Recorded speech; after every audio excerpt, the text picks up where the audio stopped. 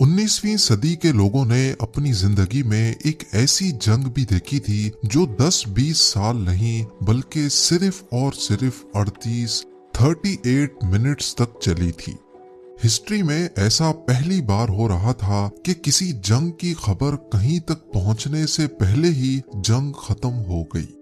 Africa में लड़ी जाने वाली एंग्लो ज़ंजीबार वॉर को गिनीज बुक की तरफ से दुनिया की सबसे छोटी जंग होने का वर्ल्ड रिकॉर्ड भी मिल चुका है। पर सवाल ये है कि एंग्लो ज़ंजीबार की ये तारीखी जंग किन दो देशों के दरमियान हुई थी और महज सिर्फ पौने घंटे के अंदर अंदर इसका फैसला कैसे हो गया। नाजरीन, ये तारीखी जंग इस आइलैंड पे हुई थी जो कि इंडियन ओशन में ज़ंजीबार के नाम से एक आइलैंड कंट्री हुआ करती थी। ईस्ट अफ्रीका के कोस्ट से सिर्फ 40 किलोमीटर दूर ज़ंजीबार सल्तनत ओमान के कंट्रोल में हुआ करता था। सब कुछ ठीक ठाक चल रहा था, लेकिन फिर एंट्री हुई एक ऐसी पावर की जिसने पॉलिटिक्स के जरिए ज़ंजीबार और ईस्ट अफ्रीका पे अपना राज चलाने की कोशिश की। जी हाँ, हम बात कर रहे हैं ब्रिटिश रूल की। ईस्ट अफ्रीका समेत ज़ंजीबार आइलैंड पर ब्रिटिश एम्पायर की बहुत पहले से नजर थी। उनको यहाँ की स्ट्रेटेजिक लोकेशन का फायदा उठाकर यहाँ के कीमती रिसोर्सेज को कैसे भी करके अपने कंट्रोल में लेकर आना था। ब्रिटिशर्स खुद को काफी ज्यादा एडवांस समझते थे, खास तौर पर ईस्टर्न कंट्रीज के मुकाबले में, यानी इंडिया, अफ्रीका और कई अरब कंट्रीज।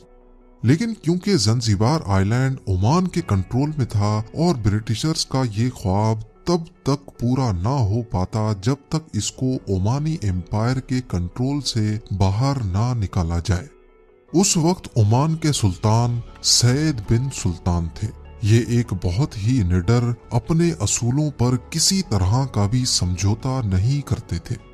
यही वजह थी कि अक्सर ये लायन ऑफ ओमान के लक़ब से भी जाने जाते थे। अब जाहिर है इनके रहते हुए ब्रिटिश एम्पायर का ओमान के किसी भी हिस्से पर कब्जा करना मुमकिन नहीं था। 1856 में जब इनकी मौत हुई तो ओमान के तख्त के लिए इनके बेटों में फूट पड़ गई। यही वो पॉइंट था जब ओमान दो हिस्सों में बंट गया। बड़े बेटे थुएनी बिन सैद ने ओमान का तख्त संभाल लिया और छोटे बेटे माजिद बिन सैद ने ज़ंजीबार को ओमान से अलग करके एक नया मुल्क बना दिया। ज़ंजीबार जो पिछली कई सदियों से ओमान का हिस्सा रहा था, माजिद बिन सैद के इस फैसले से कई अरब सुल्तानों ने ज़ंजीबार को नया मुल्क एक्सेप्ट करने से इनकार कर दिया। लेकिन ब्रिटिश एम्पायर के पास इससे अच्छा मौका नहीं था। उन्होंने फौरन माजिद बिन सैद के सर पर अपना हाथ रखा और ज़ंजीबार को नया मुल्क तस्लीम कर लिया। कैसे भी करके ब्रिटिश एम्पायर अब यहाँ की पॉलिटिक्स में एंटर हो चुकी थी। ज़ंजीबार की मेन सोर्स ऑफ इनकम यहाँ मौजूद दुनिया की आखिरी स्लेव मार्केट थी, यानी वो मार्केट जहाँ गुलामों की ट्रेडिंग होती थी।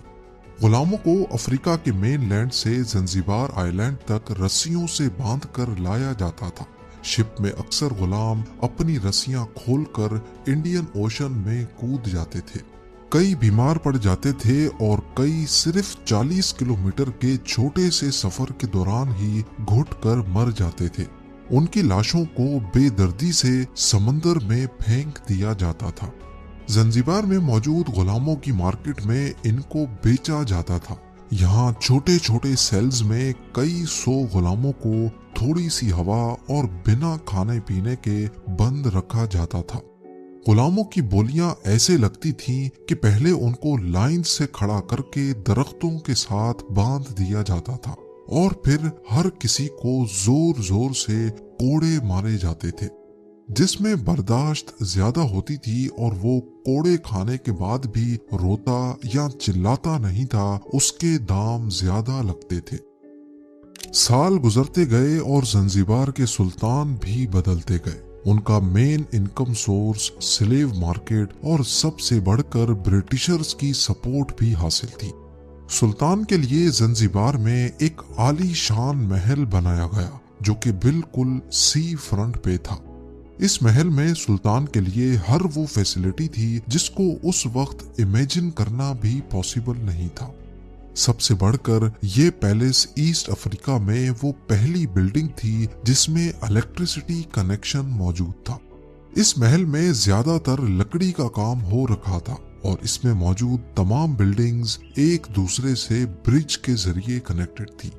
अब इस पॉइंट पे ब्रिटिशर्स का जंजीबार की स्लेव मार्केट को लेकर दुनिया में काफी बुरा इंप्रेशन जा रहा था, क्योंकि वही तो थे जो जंजीबार के सुल्तान को सपोर्ट करते थे।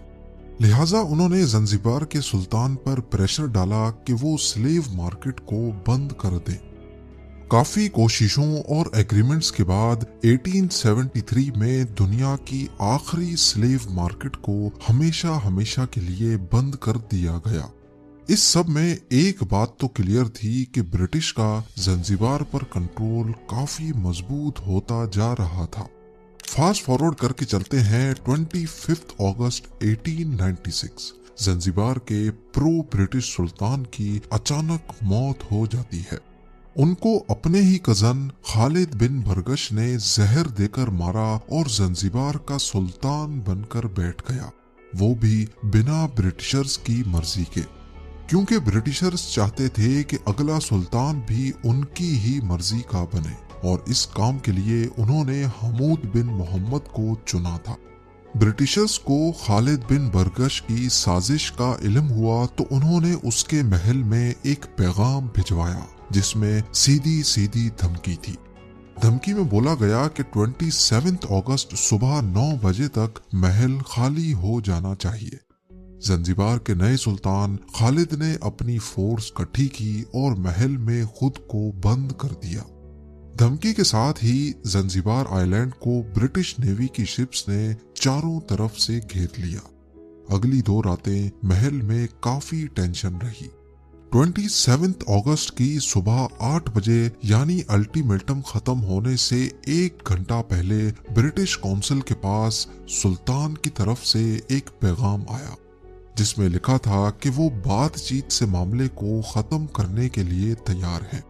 ब्रिटिश काउंसिल ने जवाब दिया कि बातचीत सिर्फ तब हो सकती है अगर तुम हमारे दिए हुए हुक्म को मान जाओ। 8:30 पे खालिद ने एक और पैगाम भेजा कि मेरा जंजीबार के तख्त को छोड़ने का कोई इरादा नहीं है और मुझे नहीं लगता कि ब्रिटिशर्स हमसे जंग लड़ने की हिम्मत करेंगे। ब्रिटिश काउंसिल ने जवाब दिया कि हमारा भी हमला करने का कोई इरादा नहीं है, लेकिन इसका मतलब ये नहीं है कि हम हमला कर नहीं सकते। इस वक्त जंजीबार के आलीशान महल के बाहर 2800 गार्ड्स मौजूद थे। इसमें कुछ सिविल लोग, कुछ महल के अपने गार्ड्स और कई सौ सुल्तान के अपने सर्वेंट्स और गुलाम भी शामिल थे। इसके साथ साथ रॉयल नेवी को टक्कर देने के लिए सुल्तान के महल के बाहर इंडियन ओशन में एक शिप भी खड़ी की गई।